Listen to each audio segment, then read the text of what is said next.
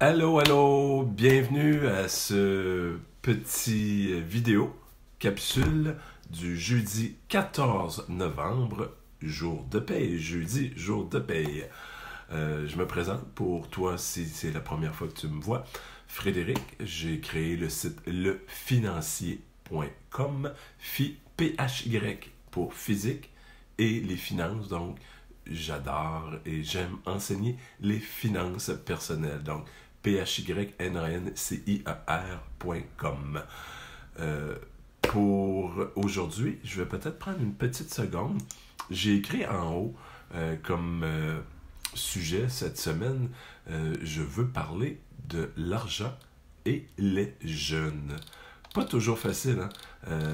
Comment est-ce que les jeunes peuvent apprendre à faire correctement leur budget, gérer leur argent et tout.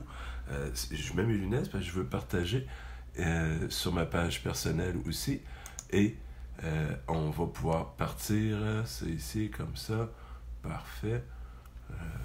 Ça, je le réglerai après. Si ça fonctionne pas, c'est pas grave. Les problèmes techniques, on les réglera après. Donc, l'argent et les jeunes. Est-ce que tu as déjà entendu l'expression tel père, tel fils? Ou, on peut le mettre au féminin, telle mère, telle fille. Donc, je pense que la majorité des habitudes de vie, et je m'inclus là-dedans, là, je ne suis pas en dehors des statistiques et des normes et tout ça, des choses qui sont dans la normalité. La majorité des choses qu'on fait nous viennent de nos parents, hein? Un peu par des amis à l'extérieur et tout, l'environnement, mais on apprend beaucoup par l'environnement et le plus grand des environnements quand on est plus jeune. Hein, on dit que à 6 ans, je me souviens plus c'était quoi, qu'on disait là, à 6 ans, le cerveau était assez formé et après on apprenait comme, oui on apprend à l'école et tout, mais les plus grands apprentissages se font dans les plus jeunes âges. Et on apprend beaucoup par observation. Donc, l'argent et les jeunes, comment mes jeunes, comment tes jeunes apprennent à gérer leur argent? Ben, normalement, nous, moi et toi et nous, l'ensemble, on le fait généralement comme nos parents le faisaient. Donc, nos jeunes le font comme nous, on le fait. Donc, ma question, c'est si moi, personnellement, aujourd'hui, je pose pour hypothèse que je gère très mal mon argent, comment je vais éduquer, montrer à mon jeune à améliorer, c'est pas améliorer, mais à bien partir sur le côté financier. Deux façons. Soit qu'on dise à notre jeune, ben, va sur le site Le Financier, achète-toi le livre Améliorer ses finances, un art à maîtriser. Et viens me montrer par après comment bien gérer mon argent. Ou dans l'autre sens, toi, tu décides de te faire un cadeau, de dire, ben, je vais améliorer ma situation financière et de par le fait même, je vais comme montrer à mes jeunes, mes enfants, comment bien administrer, gérer mes sous. Donc, ça se fait dans les deux sens aujourd'hui, que je pourrais dire.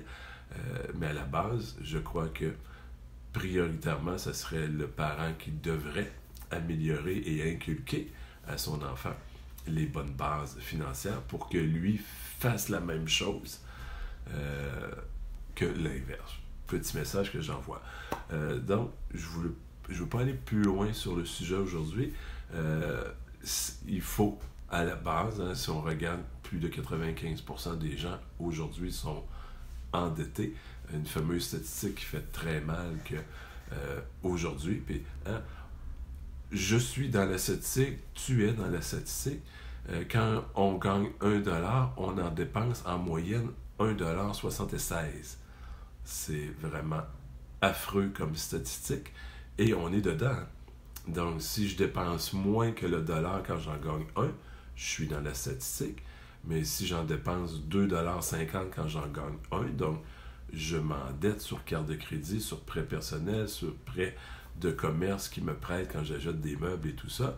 Je fais partie aussi de la statistique, donc 2,50$, 0, on divise en deux, je fais 1,5$, 1,25$ pour deux personnes. Et la statistique, la moyenne dit que c'est 1,76$.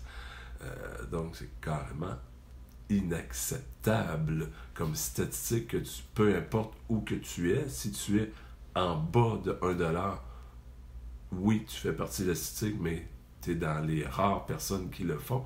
Et n'oublie pas que si tu le fais en bas de 1$, il y en a qui le font au-dessus beaucoup pour venir faire une moyenne de 76. Donc, je te lance. Je te fais un cadeau. Tiens, en finissant, j'ai créé un nouveau petit bouton sur PayPal. J'ai envie de faire cette année, oh là là, je pense que je ne l'ai jamais fait, je crois pas, le Black Friday qui s'en vient le 29. Donc, d'ici le 29 novembre, minuit, heure de chez moi, mon bouton va être disponible et je t'offre mon livre en PDF. Donc, Améliore tes finances, un art à maîtriser, à moitié prix. Ce qui veut dire qu'il est à 15$. Donc, le bouton, il est à 7,50$ que tu peux te procurer jusqu'au 29. Donc, c'est un petit cadeau que j'ai envie de faire, Black Friday, un genre de petite promotion. C'est rare, j'en fais quelques-unes de part et d'autre. Je vais sûrement faire quelque chose pour les fêtes.